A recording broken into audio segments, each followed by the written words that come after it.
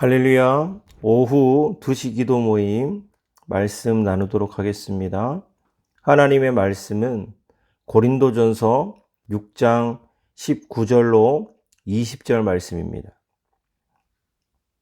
제가 봉독하여 올려드리겠습니다. 너희 몸은 너희가 하나님께로부터 받은 바 너희 가운데 계신 성령의 전인 줄을 알지 못하느냐?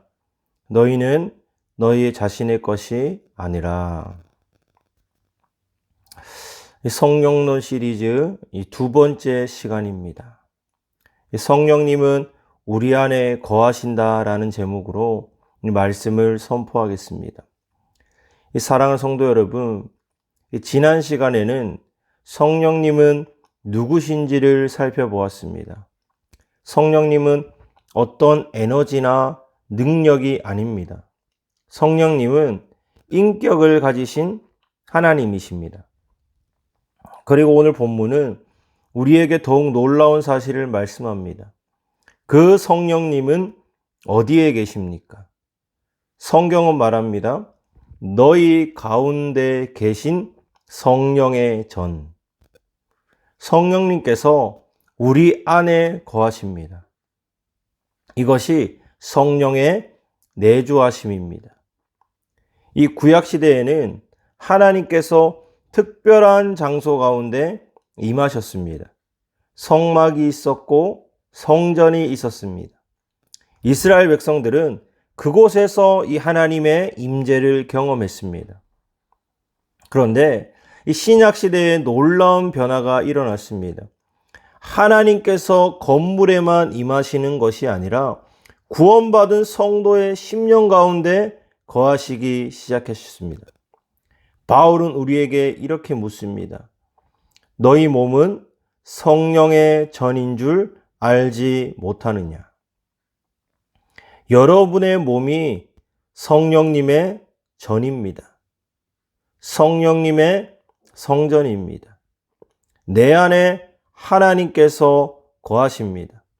이것은 우리가 절대로 가볍게 생각할 수 없는 사실입니다. 이 본문에서 이 바울은 아주 중요한 말을 합니다.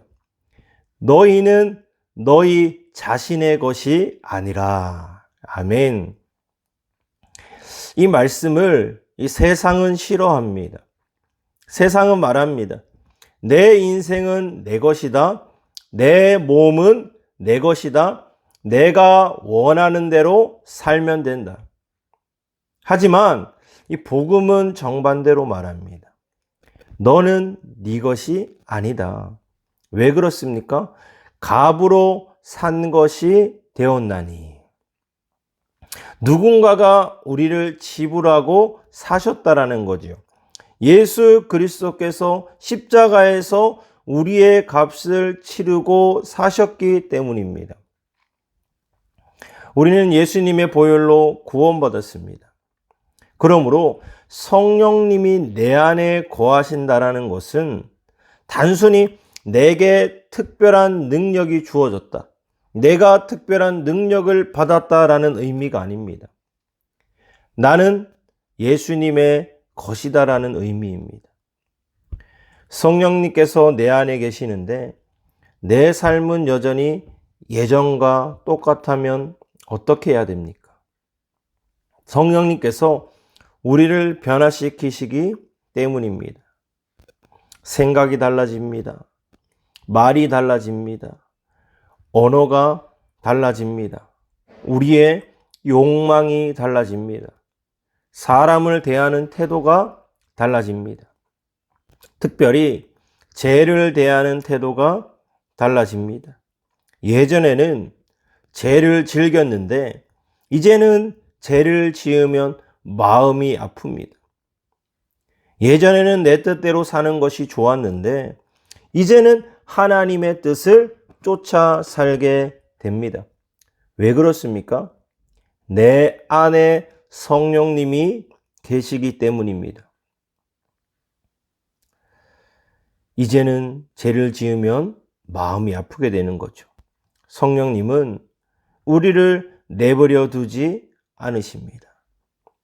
성령님의 사역 중에 가장 중요한 것 중 하나가 무엇입니까? 예수님을 드러내는 것입니다. 성령님은 우리를 자기 자신에게 묶어두시는 분이 아닙니다.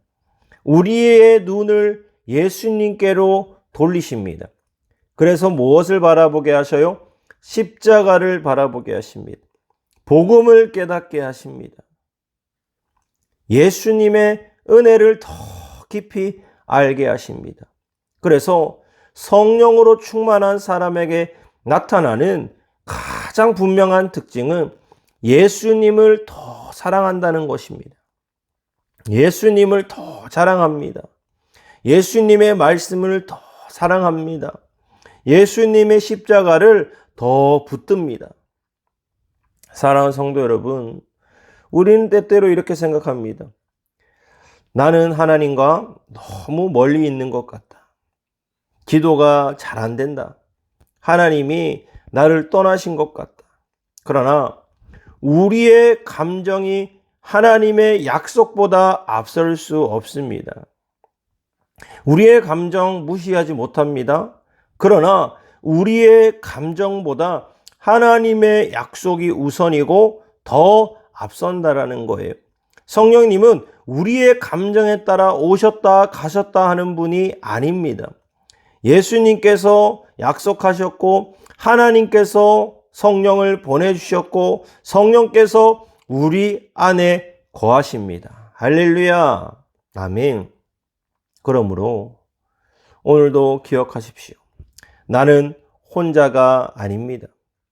내 안에 성령님이 계십니다. 내가 기도할 때 성령님이 함께 하십니다. 내가 말씀을 읽을 때 성령님이 깨닫게 하십니다. 내가 시험을 받을 때 성령님께서 도와주십니다. 내가 넘어졌을 때 성령님이 회개하도록 이끄십니다. 이 본문의 결론은 매우 분명합니다. 뭐라고 말씀하셔요? 그런즉 너희 몸으로 하나님께 영광을 돌리라. 우리의 이 몸이 하나님께 영광을 돌리기 위해서는 우리 안에 거하셔서 우리와 늘 함께 하시고 다스리시고 통치하시고 인도하시는 그 성령님과 늘 동행하며 오늘도 인정하고 함께 가야 될 줄 믿습니다. 왜 하나님께 영광을 돌릴 수 있어요? 우리의 몸으로 성령님이 우리 안에 성전 삼아서 계셨으니까요. 우리의 몸이 성령의 전이기 때문입니다. 내 눈도 하나님께 드려야 됩니다. 내 입도 하나님께 드려야 됩니다. 내 손도 하나님께 드려야 됩니다. 내 발도 하나님께 드려야 합니다. 내 시간도 하나님께 드려야 됩니다. 내 물질도 하나님께 드려야 됩니다. 내 삶 전체가 하나님께 속해 있습니다. 성화는 바로 여기서 시작됩니다. 너는 내 것이 아니라 예수님의 것이다. 이 고백이 우리의 삶을 바꾸기 시작할 것입니다. 사랑하는 성도 여러분, 오늘 우리가 기억해야 될 한 문장이 있습니다. 성령님이 내 안에 거하신다. 우리 한번 고백할까요? 성령님이 내 안에 거하신다. 아멘. 그리고 그 사실은 우리에게 또 하나의 사실을 알려줍니다. 나는 내 것이 아니고 예수님의 것이다. 우리는 더 이상 죄의 노예로 살 필요가 없습니다. 세상의 욕망에 끌려갈 필요가 없습니다. 내 마음대로 살 필요가 없습니다. 내 마음대로 살지 않고 내 안에 하나님이 거하심으로 하나님의 뜻과 계획대로 우리가 오늘도 살아낼 줄 믿습니다. 그러므로 오늘도 이렇게 다 같이 고백하면서 이 2시 기도 모임을 마치고자 합니다. 따라하겠습니다. 성령님, 제 안에 거하여 주심에 감사합니다. 이제 제 몸과 제 마음과 삶 전체를 주님께 드립니다. 제 안에 예수님이 나타나게 하옵소서. 우리 안에서 예수님이 나타나셔서 우리의 모든 삶 전체 인생 가운데 예수님의 향기가, 예수님의 뜻과 예수님의 그 의가 드러나는 우리의 삶이 되어지기를 주님의 이름으로 축복을 드립니다. 아멘.